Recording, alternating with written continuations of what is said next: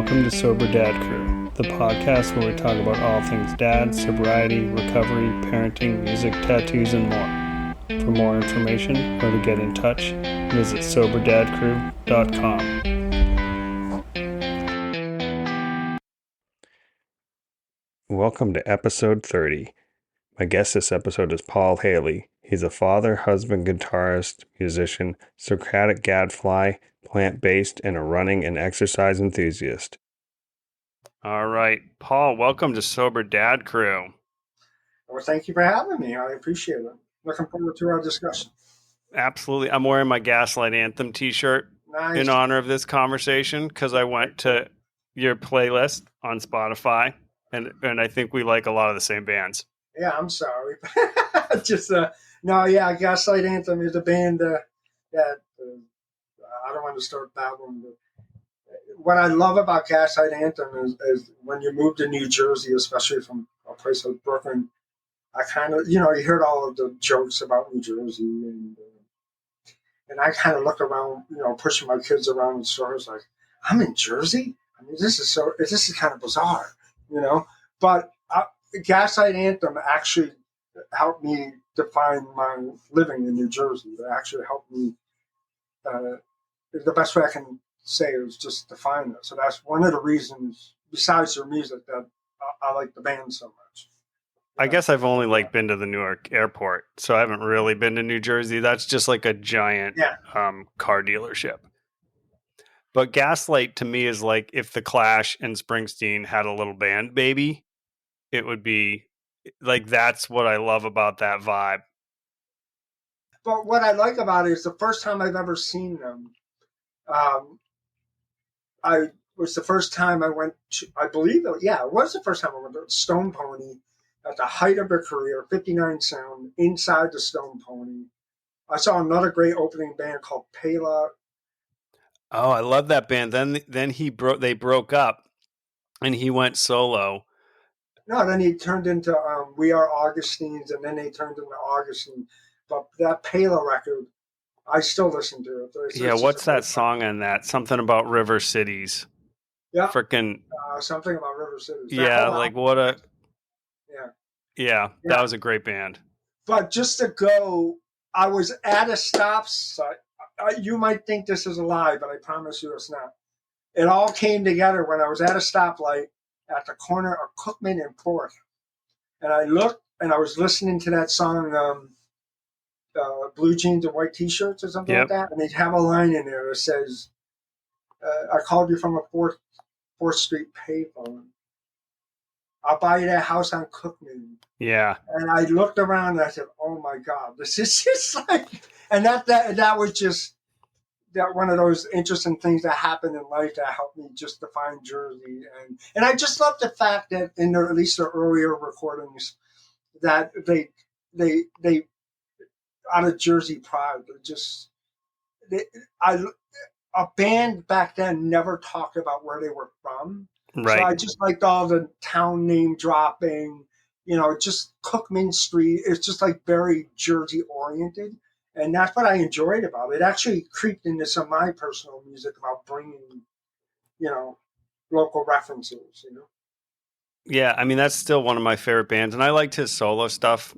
Mm-hmm. I saw them over the summer at Beacon Skiff up outside of Syracuse. There's a whole show about Brian Fallon, but I live literally 17 minutes, I'm not kidding, from a great rock club called Crossroads. And Brian Fallon, every Christmas time, he plays 4 nights in a row on acoustic. Does Dave Haas play there too? Yeah, I saw Dave Haas play there. A lot of great bands. I know the promoter there, Andy Diamond Church Street Choir. Yep. That's about Andy Diamond.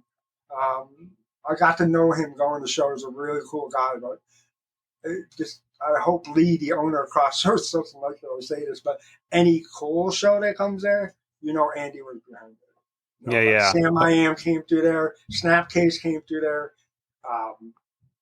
Menzingers. I mean, I could give you a whole list, but it's great to be only 17 minutes away from it. Yeah, that's awesome. And we could, I'm sure, nerd about this for a full day. Yeah. But let's just jump into a couple things. How many kids do you have? I have two kids. Let's just basically say they're 20 and 18. They're both about to turn this spring. So I did the whole dad thing. I loved it. Very proud of my kids. They're good kids. Teenage challenges like everything else. Sometimes you wish they were still in diapers and they were just hungry. You know what I mean? But Yeah. it's just like, I remember to kind of look back on those days like, wow, that's kind of easy compared with some of the stuff that teenagers have to deal with now. But, Yeah. It's a complicated world right now. Yeah. And it's my 20-year-old, he's not doing the college thing. So, like, how do you figure out what do you want to do? College is so expensive. Oh, it's ridiculous. We told both our kids, you don't have to do college. You just got to tell us what you want to do to make us happy. The whole point with our kids, when it came to drugs, alcohol, anything, we just let them know that we're there. You can talk to us about anything. You just have to let us know what you're going to be happy about or what's going to make you happy. If you don't want to go to college, okay, then let's figure something out. If you're going to college, you don't like this college, you can transfer. Just stuff like that. Just speak up. We're not going to get upset with you. You know what I mean? But just don't feel like you have to do something because you think mom and dad wants it. You know, like we Totally. Or partial. So yeah. Did you always think you were going to be your dad or want to be a dad? That's a good question. I never really thought about it because I was, since we're talking about sobriety, that's part of the underlying theme that's going. I was kind of coming out of my first addiction back in the late '90s. I'm not ashamed to say it. I was a functional heroin addict, and with rules. And what I like to do about the world even now is watch people and learn what to do and not or what not to do. You know what I mean? So I had certain rules like don't blame everything on my addiction. I still went to work. I still paid my bills. I still did this, but I indulged. And pushed through it.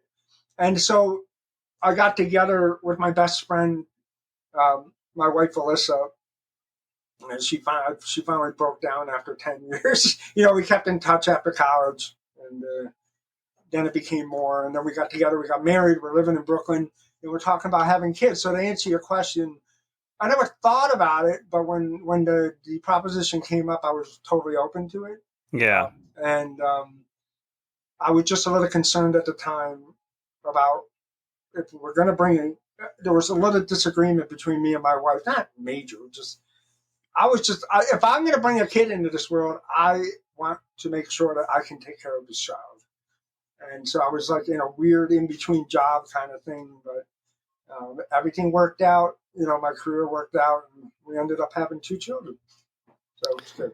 Yeah, and and you sort of touched on this, but can you talk a little bit about your sort of journey to sobriety, the ups and downs, and all around, as much as you're comfortable? Well, yeah, I'm not afraid to talk about it at all because I think it's a learning experience for everybody. I'm not ashamed about it. It's just I I got out of college, no direction, just working odd jobs, and just I'll keep names out of it. Back up at home up in upstate New York, and we all kind of fell into the drug, and I liked it, and it's I don't know if you ever saw that movie Basketball Diaries, but Yep. it took me a while to watch that, but that whole speech where he who was that, Leonardo DiCaprio or Yeah. Yeah. He said, "Have I told you the first time I ever tried heroin?" That whole monologue that he gives there, it hits so close to the bone because it's so true. Especially if you go through it, you. Oh, I'm only going to do it once a week. You're going to be the responsible, drug user. Oh, and then I'm going to do it twice a week, and then, but it's true. If you do it 2 days in a row, it's got you. Yeah. So again, I was functional. I got up. I think I missed. It was going on for 4 years. I think I was living outside D.C. at the time, but I had connections in D.C. and I spent so much time running down there, and I missed 2 days of work. All my bills were paid. I had debt, but I didn't want to be like everybody else where they blamed everything on their addiction. Oh, sorry, I didn't take a shower because I'm an addict. Oh, sorry, I stole $400 from because I was an addict. I drained my son's bank account because I'm an addict. I've heard that way too many times. Oh, I shoplifted this stuff at this Target to bring it over here. This Target to get the money so I can. I'm just like, I don't want that. That's too complicated. You know what I mean? But so I tried to be an addict with principles as best as I could, and I thought I did a pretty good job of it, and but I just got tired of it, I just got tired of the lifestyle. And the funny thing is, another friend of mine who I love, I got sick of it, and I was warning people. I was telling the dealer, I was saying, listen, I'm not. You won't see me for a while. I said, I'm getting sick of this. I can't do this anymore. It's just I'm worn out. I'm emotionally exhausted with this stuff. So I told a friend of mine on the phone. We made a date. It was literally after the New Year of 2000, and we were supposed to meet in the gym. I went to the gym. He didn't show up to the gym, and I've been doing the gym ever since. And so I've been exercising. That was my first bout with addiction, and then uh, something kind of snuck up in around 2011, 2012. If I had to guess, the dates, you know. Um, but we can. I don't know if you want me to go on with that, or Yeah, I think that's it's instructive for folks. yeah. Well, I became what is known as a 5 o'clock drinker on the New Jersey Transit. You buy a beer, people pour it in a cup, but if it's in a paper bag, people don't bug you on the train. So that's what I started doing, and then that got a little bit out of control, where I would just. My wife would disagree with me, but I'm still debating to this day whether I was an alcoholic. I came from a family of alcoholics. My father was an alcoholic. My uncle was an alcoholic. And for many, many years, I've used that fact that other family members were alcoholics as a deterrent for me. If I felt like I was drinking too much in college, I would think of my father. I said, okay, and I just stopped. You know what I mean? So take a break. But and I could use that my whole life. And I said, I could never be like them. But the funny thing is, kind of like in Star Wars, The Empire Strikes Back, when Luke cuts Darth Vader's head off and sees his own face. Yep. I woke up one day and realized, wow, I turned into my father. And I'm just like, I was doing really weird shit. I was just like hiding the typical stuff, hiding booze around the house, taking steps all day. Oh, I got to run out, chug a whole bottle of wine, freaking sneak into the train bathroom. And dude, I could chug a bottle of wine in about a minute. You know what I mean? And I thought I was hiding it. Every weekend, like, my family knew something was up. I thought I was being clever. I was hiding it like every other addict thinks they're doing, and then they find signs. And one of the most embarrassing things, I could tell you two quick stories that should have woke me up, but it didn't. The first one, and I don't know if I have them in order. Every summertime we go away. We usually go to the Jersey Shore or something like that. But one time we went down to uh, Outer Banks, okay, and we stayed there for a week out in Corolla or Duck or something like that. And I thought I was being cute, and I had a wine bottle in the bushes. And so then I'm playing with my kids out in the lawn, and my kid pulls out the bottle of wine in front of my wife and another child. And I just how'd that get there? Oh yeah, exactly. Then the second one was I was still working out, but I was still drinking a lot. So I just got so I'm like our generation ADHD.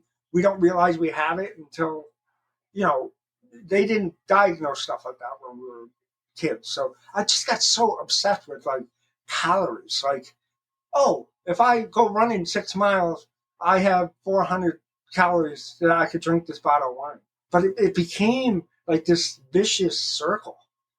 And I don't know if I was looking for a way to get out of it, but eventually I fell out of it hard. I mean, I don't wish to go into details, but the other thing that happened was my wife woke me up. We were down in one of the beach towns in Jersey, and that, I know I was picking on New Jersey, but the beach towns are awesome. Some are better than others, but it's 45 minutes away, and you're right on the ocean. You feel like you're going on vacation, okay, away from home. But anyways, it was a really rainy day, and my wife had to go back. It was only a 2-hour drive. But the night before, my wife dragged me out of bed. She was looking on the phone, on my phone, at the calories stuff, and she saw I treated a bottle of wine like it was food. Right. And she saw it all, and she's like, Paul, what is going on? And I'm just like, so the next day, I had 3 bottles of wine hiding everywhere. But the next day, I had to sit there in the rain in a beach town while she went away all disappointed at me. And I never felt so low, except for maybe the wine in the bushes. But I had to sit there. I was listening to Gaslight Anthem. There's a really sad song. So I just sat there just with my kids inside at a beach town, busted by my wife, feeling low as hell with 2 young kids. And that should have been it. That's when I should have learned. I don't know what the date was, but let's fast forward and let's just say everything exploded into my house, where it impacted my kids and it impacted my wife. And all I can tell you is this, and I'll never forget this, it was November 16th, 2016 was the last day I had a drink. I have a tattoo of X's with the date, and I might be able to have time to get into that, but I remember the first thing I did when I realized I had to be sober was to put a piece of IKEA furniture together. I took the day off from work on Monday, and I put it together. That shit usually drives people to drink. I know. Trying to put that stuff together. That's like terrible. I put it together, and I knew that was the last day that I was going to have a drink, because it hurt the people I love, and that's what bugs me the most. And I still find myself apologizing to them, especially my kids every once in a while. I'm like, hey, one of my kids did not take it well. And I can't believe that I did the same thing that my father did. And I'm like, wow. That's what freaked me out the most. Was here I thought I was trying not to be my father, and I turned into it without even realizing it. I mean, I think that's that generational stuff. If you don't like get therapy or do a program or something where you deal with your shit, you become the thing that you don't want. There's this Slater Kinney lyric, the thing you fear the most will hunt you down. Yeah. Right? So if you don't deal, that's what's going to happen. Yeah. Yeah, I agree. Well, I'm happy to say I'm in therapy. My wife is a LCSW, so she's a big promoter of therapy. I've been watching her all these years. She has she's very good at it, but of course she can't be my therapist. But, I am also married to a social worker. She's got a doctorate in social work. Anyway, so I've been sober ever since. It was kind of like a light switch for me, meaning I was done. Yeah. I have no interest in going back. I'm not tempted to drink anymore. I'm not tempted to do anything anymore. I tried everything under the sun. I'm not going to lie. I tried everything. Yeah, and it didn't work out too well, so. No, it didn't work out. I mean, in the end, it always gets you. Yeah. But, I like to console myself and say, well, at least you didn't do this. At least you didn't do that. But listen, I made my mistakes, and I don't know if you're allowed to swear on here or not. But this is, I fucked up, and I fucked up, but I am. It could have been a lot worse with the consequences, so I'm happy. It could have been far worse. Could have been Yeah. far worse. And I'm very lucky to have the support system, my family, my wife, and it never comes up. I just don't. I'm just over it. I'm just done. It's just after a while, it's kind of like what happened with heroin. It's just like, now you don't have to go out. Like, 'cause, as you know or may know, I'm in bands, so I play in a lot of bars and stuff like that. I'm not tempted to. There's no temptation whatsoever. Friends are drinking. They get weird around you about drinking. I said, I don't care. We used to have an annual Halloween party. We used to have pretty big Halloween parties at my house once a year. My wife did it more for the kids. I did it for adults. It was great times, But even after I'd stopped drinking, I'm like, well, we can still have the party, and I don't need to drink. You want to drink, but being sober, it's unfortunate. Some of your friends get a little weirded out that you're sober. They can't do certain things around you, and I'm like, dude, it's fine. Don't worry about it. I'm good. Yeah. I found that more at work. Yeah. Than with friends, actually. Like, there are people at work who are like, what? And I've never quite figured out like why that's a thing at work and at work events, but like that's where I've really felt it more. Yeah.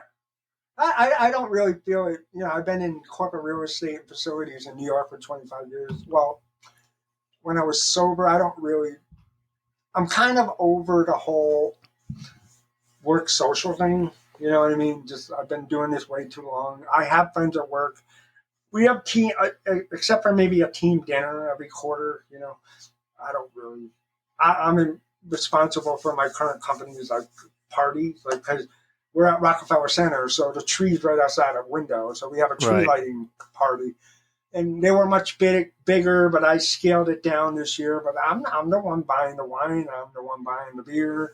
I have a storage room full of beer, but there's just no temptation in it because when I get obsessed with something, and it must be that undiagnosed ADHD thing that I didn't figure out until like 6 months ago that, oh, you must have ADHD. It's just because I'm always distracted, But because of that, you either are very distracted or very focused. So when it comes to sobriety, when I can turn my focus into something more positive like exercise, PMA stuff. I do my best with the PMA. It can be a struggle these days, but and my wife finally convinced me to go to yoga after 15 years.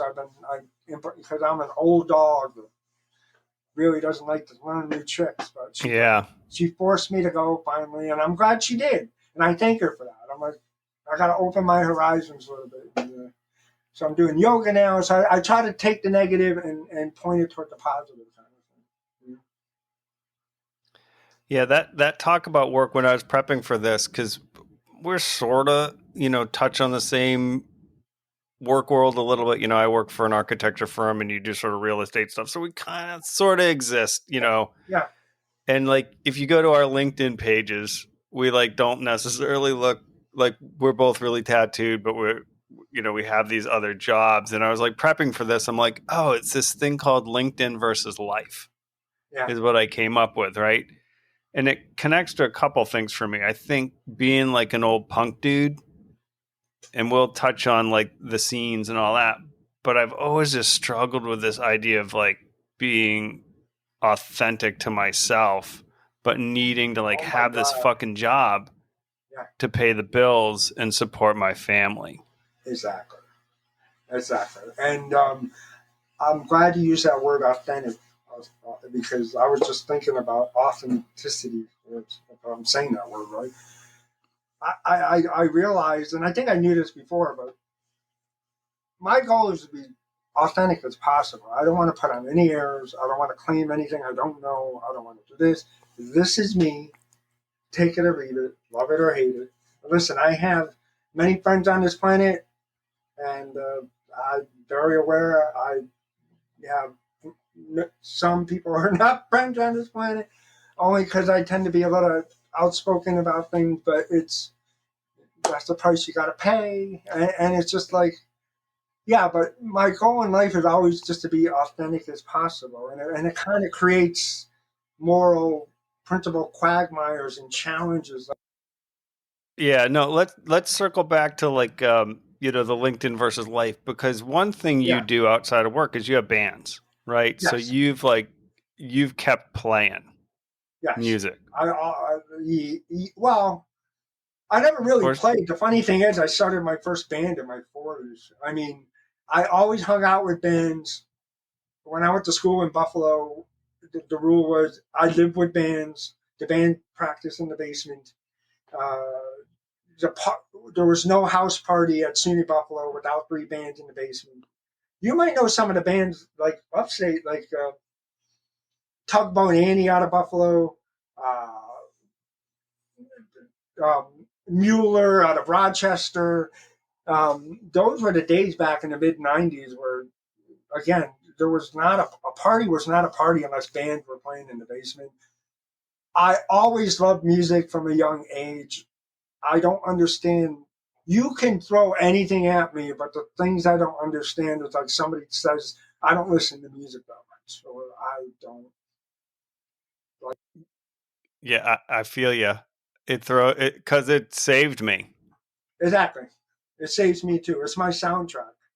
I, Yeah, I, I have my headphones in all the time. And maybe it's a defense mechanism, like especially walking around the city, but because I do get a little unease if I'm walking through New York without headphones on. Maybe just because I'm used to it for the last 25 years, yeah, but it's a soundtrack and it moods and it's stuff like that. So one day I'll be walking to work listening to Snapcase. The next day I'll be listening to the Smiths. The next day I'm listening to Wu-Tang Clan. It just depends on the mood. And then if I can't figure out the mood, then you go to the bands. Oh, that was the mood I was in.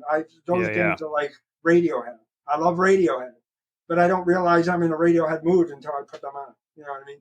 Or bands like Yeah. The National and stuff like that. So yes, I am in band, but I didn't really. The thing is kind of funny. I did have a guitar. I did have an amp.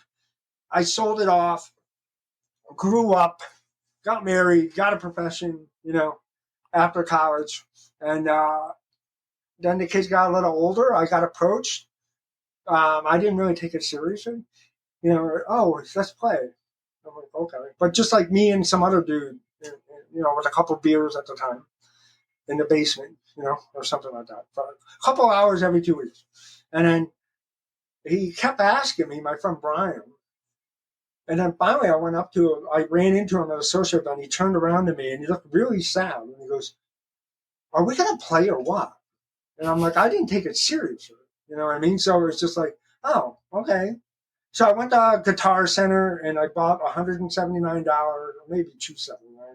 The, the really cheap Strat with the 15-watt amp and Yep. started playing again. The fast forward really quickly. We played every 2 weeks, and then we met a drummer at a PTA Christmas party, and Where he all came bands are aboard. formed.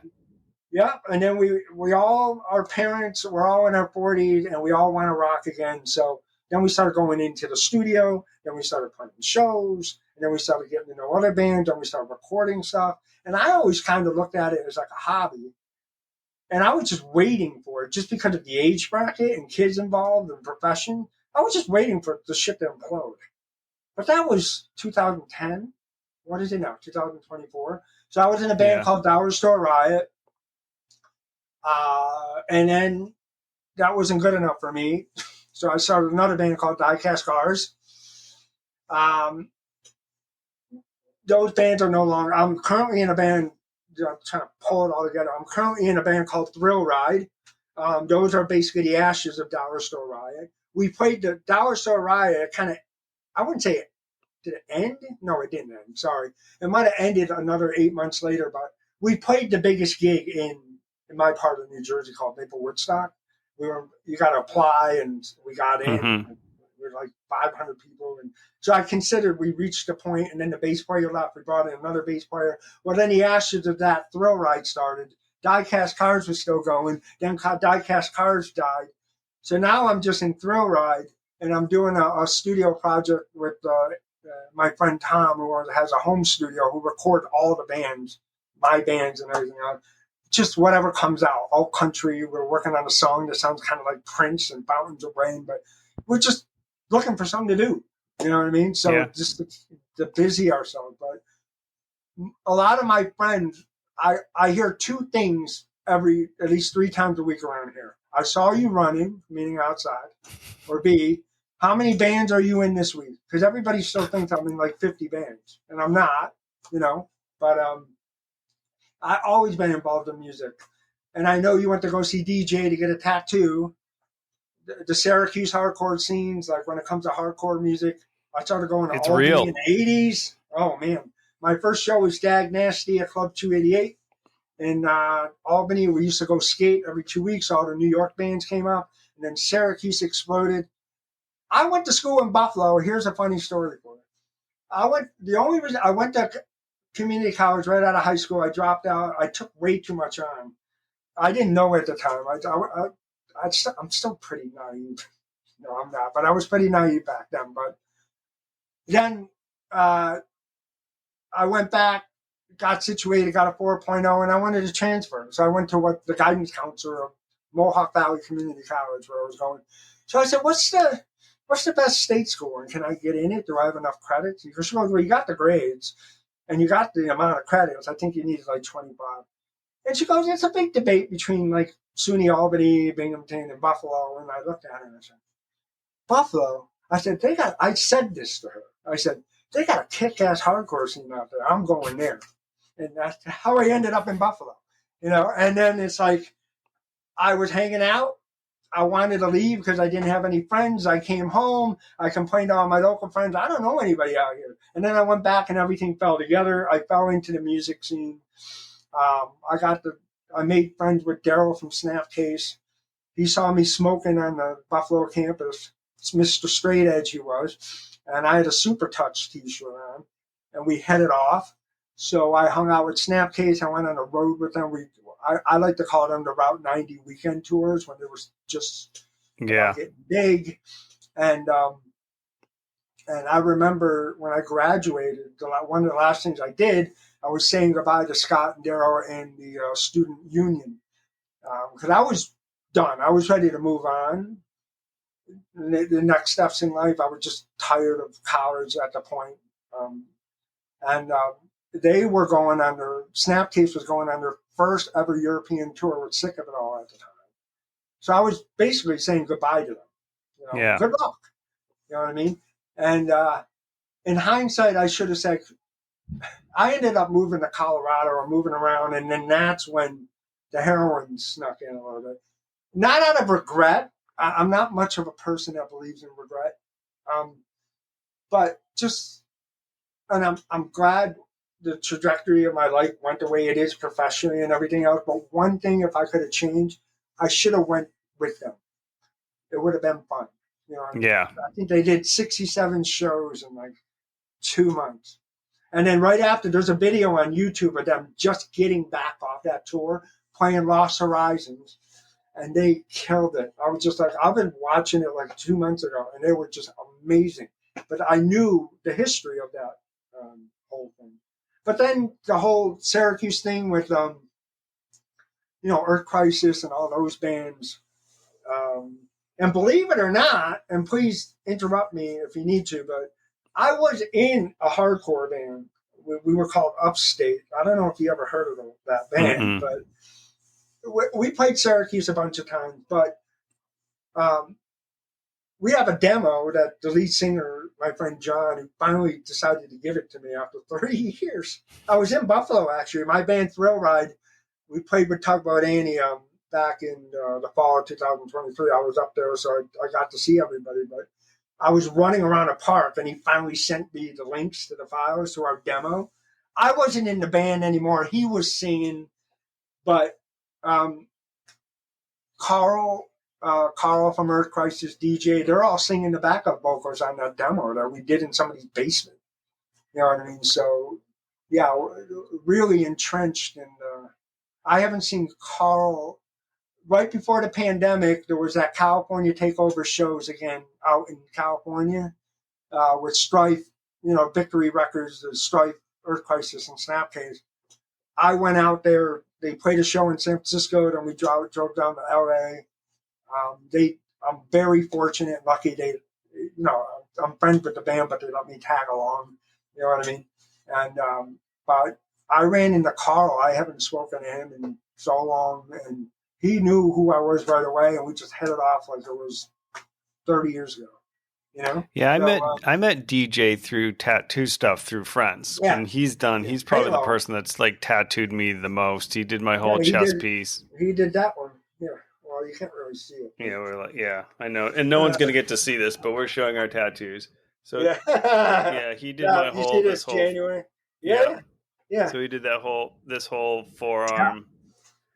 Yeah, he's a great tattoo artist. And then I sort of was like, oh, this guy was like part of this scene because I moved to upstate in like 98 as like a grown, I was 28. So it's kind of that scene had probably had its heyday. I mean, people always talk about DC as like the birth of hardcore, but Syracuse, especially DC, with the straight edge, like vegan whole side of it, that was Syracuse all day long. That was our and people sort of forget that. Yeah, are you playing age? Are you or not? I don't. When I first stopped drinking, I sort of used that as a definer because it was like easier to say. I don't know. Now I'm 53, so I guess like in a way I'm edge, but I don't know. It seems a little like I don't know. I guess you never lose it, but as a philosophy, I kind of believe in it. I'm saying it sarcastically. Edge. I don't walk around. I'm vegan, but I guess you can call me one of those. I'm plant based. I'm on a bunch of Facebook pages, and some of the vegan pages get very interesting. I'm just like, dude, I don't want to be associated with you people. Can't you stop complicating this? You made a dietary choice. Just roll with it, okay, and stop. So it's like. So I guess I like to joke and say I'm a closeted vegan, but if I accidentally, and I'm not afraid to admit this, one time every Friday we get food, and a couple of years ago, this vegan place a couple miles from my home, it's not there anymore. It was called Killer Vegan. Great place.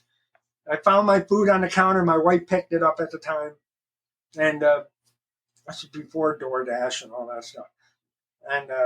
I saw this little container right next to it. And I was like, oh, it looked like it came with the thing, So I'm dipping my seitan sandwich in it. And my wife is like, oh, no, don't eat that. I said, why? And he goes, oh, that's gravy. And I just looked at it and I said, no, okay. So I just put it down. Tasted good. Just like, yeah, but my point is, I know so many vegans and stuff like that that freak out and start throwing up. And I'm just like, dude, okay, it's not a... I guess what I'm trying to say in the end is no matter what you decide to do, just do the best you can. Okay? Stop holding yourself to these ridiculous standards. Create a standard and follow it.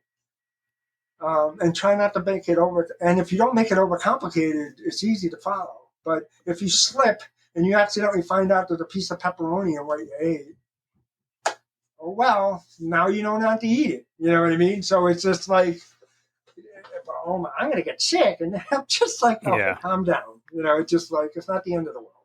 So I guess that's one of my philosophies in life is just, try to be authentic as possible and just do the best that you can. Yeah. Yeah. But that's how I'd stay busy with music. And it's Thrill Ride is up on all the streaming channels and stuff like that. We play shows like once a month. We have a show coming up in April. We spread it out a little bit this year. Last year, a lot of shows came to us. This year's a lot of offers came to us, but we just didn't have the time. But we just released a song yesterday. We're trying to get out a song a month and get in the studio and record, But with all the band stuff, I will tell you this, and I'll shut up after this. Again, what I said about 15 minutes ago, I thought all this shit was going to stop. Like one day, we're too old for this stuff. I have family, I have other obligations, but it's just amazing. Like the local scene that I have down here, the pandemic took a lot of oomph out of it. But at the time, there's so many great bands out in New Jersey, locally here in South Orange. We call it Soma, New Jersey. Trying to be all New Yorky, but it's South Orange, Maplewood, New Jersey. But there's so many great bands out. I don't want to start listing them because there's just too many. But Yeah. then you go to Asbury Park, then you go to Highland. Oh my God! Just there's so many good bands down in New Jersey, so many cool music scenes that a lot of people don't even know about. But I've been very fortunate to be involved, and I made friends, um, many friends here. And I didn't pick up a guitar until I was 40. I'm self-taught. I'm not saying I'm the best one ever. I don't want to be the best guitar player ever. You know what I mean? Just do my thing, and I think the highest compliment a guitarist can ever get is anybody. I don't know if you play an instrument or not, but anybody who picks it up, anybody can play A, D, E, D chord. But the interesting thing about it is everybody plays it with their own style. Mm-hmm. So you make for a guitarist, I make it talk my own way. And somebody came up to me and goes, "I like your style." So it's not about being the best guitar player. It's how you express and the reaction out of that expression that I think is more important. You know what I mean? So I still don't understand. If you hear little chords on like solos, it's maybe not, most likely not me, or it's just something that I like from my ear. I mean, that's basically Mm-hmm. it. I'm not trained. I go everything what sounds good, whatever that means. Yeah, but it's great. It keeps me busy, and it's and I'm very. But in the end, I'm very grateful that the bands are still going. And I thought this shit was going to implode years ago, man, but it just keeps on going. So Yeah, and you said keeps me busy. We were kind of bouncing around times to talk because yeah. I live in the world of soccer tournaments with my Oh, I remember 12-year-old those and days, did man. for I years miss and it. years and years with the Yeah. 20-year-old, and I know with one of your kids with basketball and Well, he played condolences on soccer the for many loss years. Yeah, in I the have a semifinals. sophomore. I have a sophomore. He goes to Ohio State now, but he was a big fencer in high school. He Mm-hmm. didn't take well to team sports, but he finally found his niche with fencing. Unfortunately, he didn't take a wicking to Ohio State. I don't know why. They got a great program, but whatever makes you happy. You know what I mean? And but my youngest son, yeah, we were in the finals. He was playing the CYO league. He had no interest in playing in high school. But before that, he was a striker in soccer. And I was just telling him last night because we lost the game, the semifinal last night. And and he goes, "That's it." And I was sad. You know what I mean? Because when he was younger, and I'm sure you can relate to this, I loved waking up on a weekend and my son had a tournament. I loved sitting there watching him play. And I I don't have that anymore. You know what I mean? So now what? You know? And so it's kind of like I have to fill that gap because he's ready to head off to college, in the fall. We're empty nesters. So now what? You know what I mean? So but just the simple fact that I can't watch him, coach him. I never coached him in soccer. But um, he was such a good striker, man, when he was younger, and just not being able to look forward to that on the weekend, it's just sad, it's just like, it reminds you how much you're getting older and your son is ready to run out the door. And but last night was it. It was the last time I'm probably going to watch him play a sport anyway. I remember when, and I've got two, my stepkids are younger, but the 20-year-old, I remember his final indoor track, he was a hurdler, and he just went down. It Oh, was wow. like state quals, and Wow. he got up, and he finished. He's like, that was that. And then I remember racing from Ithaca to Trumansburg, like 20 or 30 minutes away. Yeah. He was a sprinter, and I got there when he was like going down on the blocks, and I was like, boom.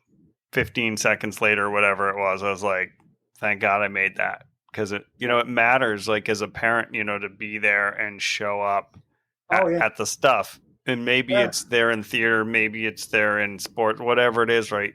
I've said this before.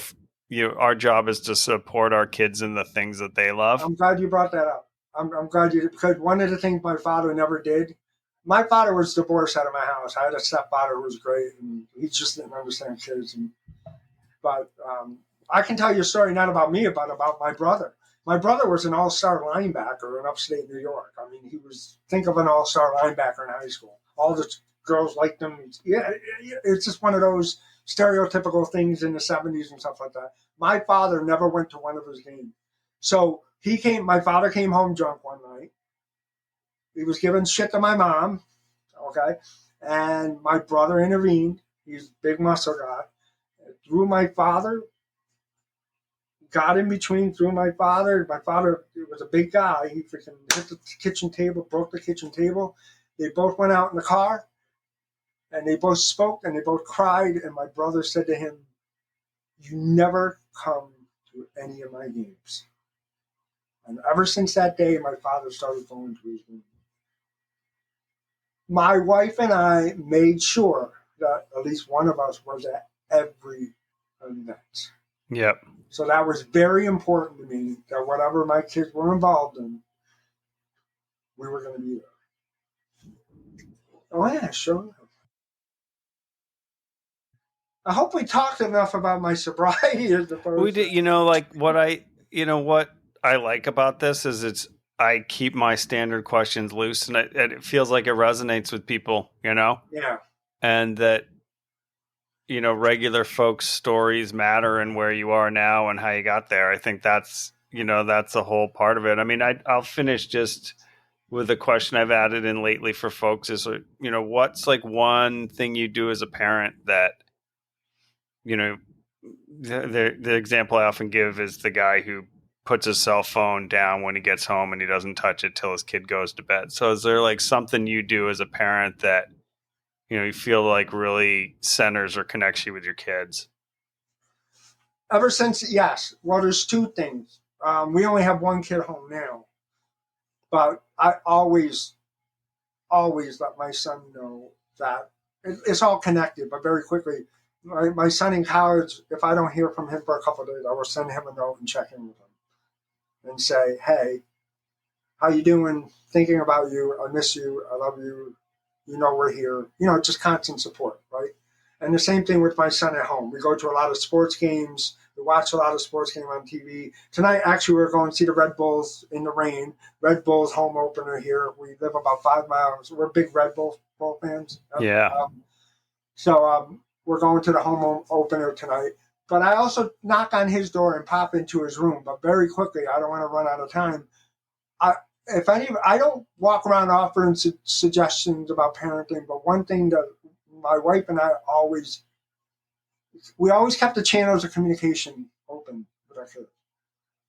And we see the reward of that because they're not afraid to talk to us about things like breakups, drugs, alcohol. I mean, I started talking about drugs and alcohol with them when I knew there was no way in hell they were doing drugs and alcohol.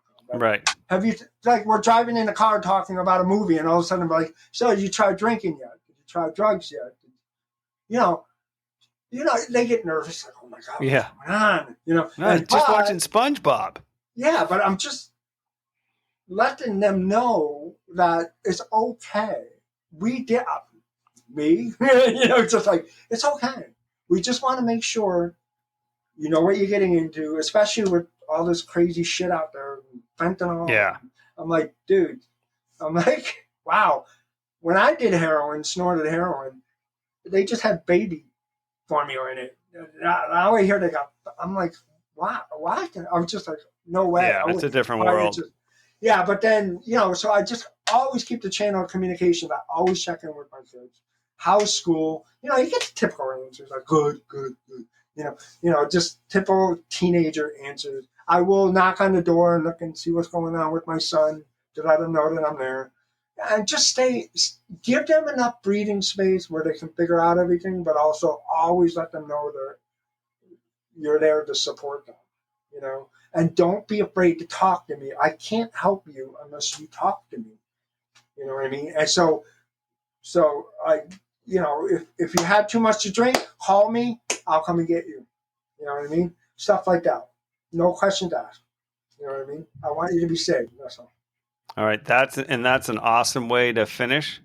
Thank you so much. No, thank you. Thanks for listening. For more information, for links to any music or books we talked about, or to buy some Sober Dad Crew merchandise, please visit SoberDadCrew.com.